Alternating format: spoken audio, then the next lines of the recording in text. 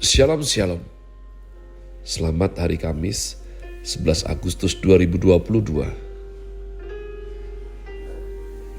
Saya Pendeta Caleb Hofer Bintor dalam anugerahnya penuh sukacita sampaikan pesan Tuhan melalui Grace Word, yakni suatu program renungan harian yang disusun dengan disiplin serta kami doakan dengan setia supaya makin dalam kita beroleh pengertian mengenai iman, pengharapan, dan kasih yang terkandung dalam Kristus Yesus. Sungguh besar kerinduan saya bagi saudara sekalian, agar supaya kasih dan kuasa firman Tuhan setiap hari tidak pernah berhenti menjamah hati, menggarap pola pikir, dan paling penting, paling utama saya doa, biarlah sungguh hidup kita boleh terbukti berubah makin menuju Christ likeness. Masih dalam season autumn dengan tema bulan ini Declaring King's Mandate. Grace Word hari ini saya berikan judul Yehezkiel 44, sebab demikianlah komitmen membaca kitab suci hingga habis sesuai agenda hari ini mencapai Fatsal 44 kitab Yehezkiel. Adapun program ini juga di broadcast melalui channel GBI Rock Fluid dengan tajuk Podcast with Jesus. Mari bergegas kita menuju yakni Fatsal 44 Yehezkiel, pintu gerbang timur yang tertutup. Kemudian ia membawa aku kembali ke pintu gerbang luar dari tempat kudus yang menghadap ke timur. Gerbang ini tertutup. Lalu Tuhan berfirman kepadaku, pintu gerbang ini harus tetap tertutup. Jangan dibuka. Dan jangan seorang pun masuk dari situ, sebab Tuhan Allah Israel sudah masuk melaluinya. Karena itu gerbang itu harus tetap tertutup. Hanya raja itu, oleh karena ia raja, boleh duduk di sana makan santapan di hadapan Tuhan. Raja itu akan masuk melalui balai gerbang dan akan keluar dari situ. Ayat yang keempat, petunjuk-petunjuk mengenai kebaktian dan imam-imam. Lalu dibawanya aku melalui pintu gerbang utara di depan bait suci. Aku melihat, sungguh, rumah Tuhan penuh kemuliaan Tuhan. Maka aku sujud menyembah. Tuhan berfirman kepadaku, hai anak manusia, perhatikanlah baik-baik. Lihatlah dengan teliti dan dengarlah dengan sungguh-sungguh segala sesuatu yang hendak kufirmankan kepadamu mengenai peraturan-peraturan rumah Tuhan dan tentang segala hukumnya, dan perhatikanlah baik-baik siapa yang diperbolehkan masuk ke dalamnya dan siapa yang harus ditolak dari tempat kudus. Katakanlah kepada kaum pemberontak, yaitu kaum Israel, beginilah firman Tuhan Allah, cukuplah perbuatan-perbuatanmu yang keji itu, hai kaum Israel, yang membiarkan orang-orang asing, yaitu orang-orang yang tidak bersunat hatinya maupun dagingnya, masuk ke dalam tempat kudusku, dan dengan kehadirannya mereka menajiskannya, waktu kamu mempersembahkan santapanku, yaitu lemak dan darah. Dengan berbuat begitu, kamu lebih mengingkari perjanjianku daripada dengan segala perbuatanmu yang keji yang sudah-sudah.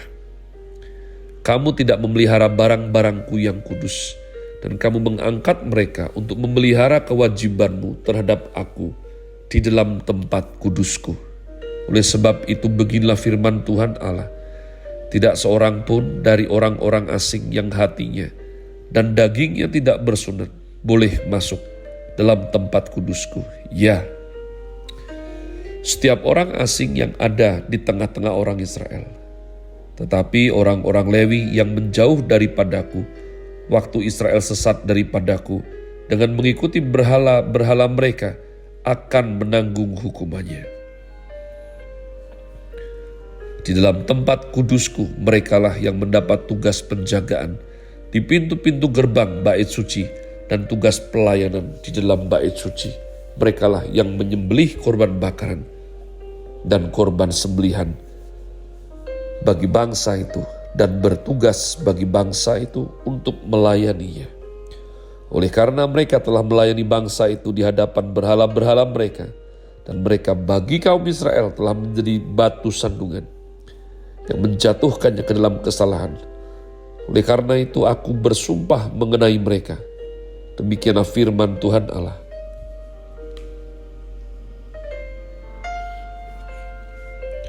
Bahwa mereka akan menanggung hukumannya sendiri. Mereka tidak akan mendekati aku untuk melaksanakan tugas imam di hadapanku, ataupun mendekati segala barangku yang kudus, atau persembahan-persembahan maha kudus. Mereka akan menanggung nodanya yang timbul karena perbuatan-perbuatan mereka yang keji. Aku menetapkan mereka untuk bertugas di bait suci dan melakukan segala pelayanan yang berhubungan dengan itu, dan melakukan segala sesuatu yang perlu di situ. Tetapi mengenai imam-imam orang Lewi dari Bani Zadok yang menjalankan tugas-tugas di tempat kudusku, waktu orang Israel sesat daripadaku, merekalah yang akan mendekat kepadaku untuk menyelenggarakan kebaktian dan bertugas di hadapanku untuk mempersembahkan kepadaku lemak dan darah. Demikianlah firman Tuhan Allah. Merekalah yang akan masuk ke dalam tempat kudusku dan yang akan mendekati mejaku untuk menyelenggarakan kebaktian, dan mereka akan menjalankan tugasnya terhadap aku. Maka kalau mereka hendak masuk dari pintu-pintu gerbang pelataran dalam, mereka harus mengenakan pakaian lenan. Mereka tidak boleh memakai pakaian bulu domba waktu mereka bertugas di pintu-pintu gerbang pelataran dalam, atau waktu menyelenggarakan kebaktian dalam bait suci. Mereka harus memakai destar lenan dan memakai celana lenan, tetapi jangan memakai ikat pinggang yang menimbulkan keringat. Dan pada waktu mereka keluar ke pelataran luar menjumpai umat Tuhan itu, mereka harus menanggalkan pakaian mereka yang mereka pakai dalam menyelenggarakan kebaktian dan menyimpannya dalam bilik-bilik kudus. Kemudian mengenakan pakaian yang lain, supaya umat itu jangan menjadi kudus disebabkan kena kepada pakaian imam-imam itu. Rambut mereka tidak boleh dicukur atau dibiarkan tumbuh panjang, melainkan harus dipotong pendek. Imam-imam tidak boleh minum anggur kalau mereka hendak masuk dalam pelataran dalam. Janda atau seorang perempuan yang telah diceraikan oleh suaminya, jangan mereka ambil menjadi istri, tetapi hanya seorang perawan dari keturunan kaum Israel atau seorang janda imam boleh mereka ambil. Mereka harus mengajar umatku tentang perbedaan antara yang kudus dengan yang tidak kudus, dan memberitahukan kepada mereka perbedaan antara najis, antara yang najis dengan yang tahir. Di dalam sesuatu perkara, mereka harus bertindak sebagai hakim, dan mereka harus menghakiminya menurut peraturan-peraturanku. Mereka harus berpegang pada hukum-hukumku dan ketetapan-ketetapanku pada hari-hari rayaku, dan menguduskan hari-hari sabatku. Mereka tidak boleh melihat orang mati, oleh karena dengan demikian mereka menjadi najis. Hanya dengan mayat bapaknya atau ibunya, anaknya lelaki atau perempuan, kakak adiknya lelaki, kakak adiknya perempuan yang belum kawin, mereka boleh menajiskan dirinya. Sesudah pentahirannya, ia harus menghitung 7 hari. Dan pada hari ia masuk lagi ke tempat kudus, ke pelataran dalam, untuk menyelenggarakan kebaktian di tempat kudus. Ia harus mempersembahkan korban penghapus dosanya. Demikianlah firman Tuhan Allah. Mereka tidak mendapat bagian milik pusaka, sebab akulah milik pusakanya. Dan janganlah berikan kepada mereka tanah milik di Israel, sebab akulah milik mereka. Persembahan korban penghapus dosa dan korban penebus salah, merekalah yang harus memakannya. Dan segala yang dikuduskan, yang dikhususkan di tanah Israel adalah bagian mereka. dan yang terbaik dari buah sulung apapun, dan segala persembahan khusus dari apapun. Dari segala persembahan khususmu adalah bagian imam-imam.